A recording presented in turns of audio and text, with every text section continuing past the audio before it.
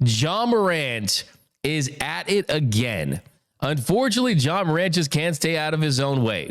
A couple years ago, dealing with the issues with the guns and everything related to that and the suspensions and things that he had really tried to overcome and try to put in his past. Well, Memphis Grizzlies star Ja Morant and Golden State Warriors guard Buddy Hield, their teams received warnings from the NBA on Thursday after the players engaged in a verbal altercation that included hand gestures resembling guns during a game Tuesday. Now, if you look at the picture too, there's a picture where you see Ja Morant doing the guns, the finger guns, pointing at Buddy Hield, and his dad, T. Morant, is in the background doing it with his son. So that definitely is not a good sign as far as the influence. And look, the thing is, if you're Ja Morant, is this harmless? In the grand scheme of things, it is, right? It's not like those are real guns or anything like that.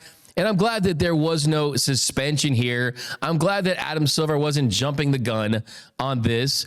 But I do think that if you're Ja Morant, from an optics standpoint, you just want to put this in the past. You want to be buttoned up. You want to be on your best behavior and not put yourself in these situations that you set yourself up for criticism, that give your haters ammo, that give the Ja Morant doubters things to say. Oh, he hasn't changed. He's still that same guy that he's been throughout his career, thinking he's a gangster and all this stuff and whatever it may be. He did tweet yesterday. He did tweet something that was very, very short, but he said, Ja this, Ja that, in a laughing, crying emoji. So clearly he hears the criticism. He knows that whenever it's his name brought up, people are going to jump on it pretty quick. I think the big question is, though, is not about the finger guns or anything like that. It's the fact that, one, the Memphis Grizzlies are sliding. They're starting to struggle. They're free falling down the Western Conference. They just lost 134 to 125 to the Golden State Warriors. It was their fourth straight loss and third in a row under their new interim head coach. And they're falling. I mean, now the Warriors have the tiebreaker over the Grizzlies, and they fall to the 6th seed in the Western Conference. Now, the big question for Memphis is, where is the future of your franchise? And is it with Ja Morant? And how much of that future is going to be decided in the next few months based on what they do in the playoffs? Because I do think that change could be on the horizon for Memphis. Because as good as Ja Morant is, do they still want to deal with the antics, the baggage that comes with him? And the fact is, they need to make a decision because he's just 25 years old, but he's eligible for a 2-year, $125 million contract extension this summer. But if you're Memphis, you got the finger guns, you got the antics. It feels like there's always something with Ja Morant.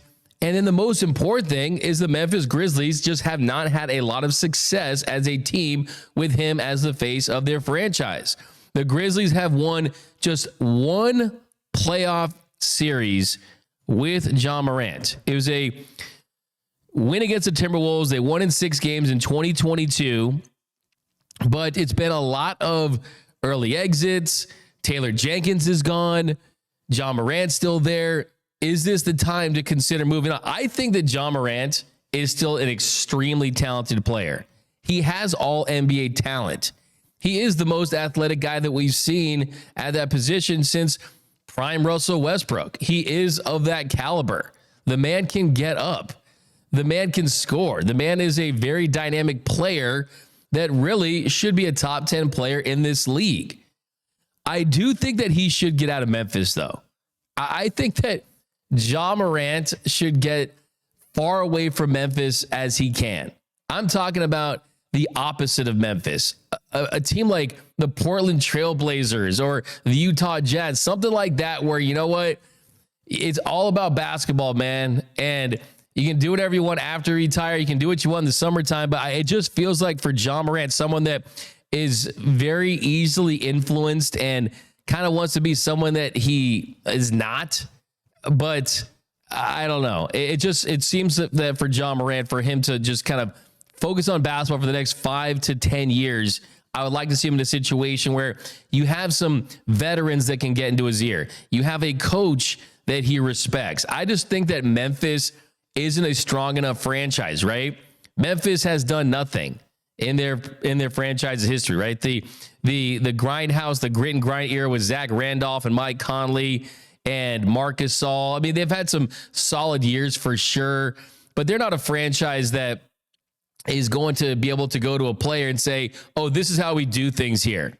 Look at these Larry O'Briens. Look at those banners hanging from the rafters, right? John Morant's not doing this with a franchise like Boston or Miami or the Lakers or the Warriors or just a strong franchise. He's not doing this in San Antonio, probably not doing this in Dallas. So I do think a change of scenery could help John Morant for the future of his career. But I do want to go to John Morant's number one fan right now, and that is our producer. One of our producers got a two-man producer game. We got THR, the homie Rob, and Young Lotto. Noel Sanchez rock with us as always. I know you probably have some strong opinions on this. You might disagree with what I said, but what are your thoughts on just John Morant? Like I said, the player, like not good, not great, like elite. That's where he's at when he's right. But I think situationally, he could benefit from a change of scenery. No, I'm a huge fan of Ja, and I think the team that he's been able to help build with the Memphis Grizzlies has been amazing. I mean, he sped up their rebuild so quick. I mean, by year 2, they were already making noise in the play-in tournament. I mean, taking out the Warriors a couple years into his career, making the 2 seed a couple times, but it's extremely disappointing to see him continue to do this. And like you said, finger guns, finger emotions, they don't do anything. But I mean, to be quite frank, he has shortened his team's postseason twice already. He's been unavailable. The best ability is availability. He hasn't been that for the Memphis Grizzlies because of his injuries and also because of doing stuff online that isn't good for someone in his shoes. So he's done this celebration a couple of times this year. It hasn't been nationally broadcast like it was this time, and it's because the Warriors made a big thing out of it. Their own NBC Warriors broadcast posted the clip on their X account, and that's the one that got a lot of noise. Nobody's really talking about how Buddy Hield was the one that pointed at him first, but everybody's going to go to John, rightfully so. He's had a lot of problems doing this, but I agree with you, D-Mac. I think the whole culture around the Memphis Grizzlies has been this team that's like kind of, like they're rebelling against the world. It was fun in 2022 when they were first coming up, but blasting all the NBA young boy and just the way they went about business. Dylan Brooks talking about LeBron back in that playoff run. I'm a big fan of Jaren Jackson Jr. I'm a big fan of Desmond Bane. I think them three together could be something special, but I think you hit it right on the money on the fact that you need a coach and you need a culture that he's going to respect. And I've seen Miami thrown out there a lot. I think Miami could be something cool for him. I agree with you. I mean, Miami, from the culture of Miami Heat in 305, that could be toxic for him if he can't control himself, right? Just being around that. That's true, yeah. but I do think that you could make up for that because of Spoelstra and Riley and what the Heat do. So I agree with you from that end. I like that as a possibility.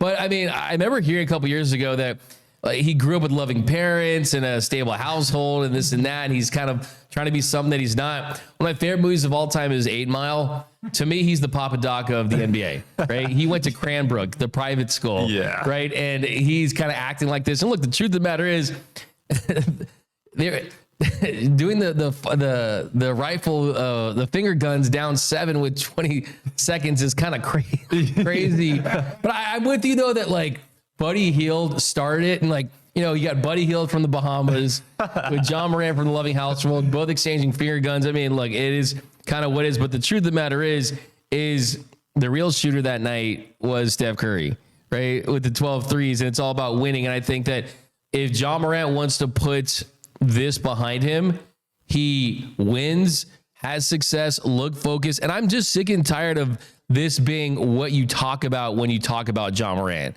because he's too good of a player. He's too talented of a guy that when he's leading off a show like this, it's about stuff like this. It should be like, oh, Ja 30, 15, game winner, Memphis top 3 seed, things like that. So I wish the best for John Morant. I definitely want to see him thrive in this league. He's still young enough that I'm not selling my stock completely. I just want to see him out of Memphis, man. I truly, truly do.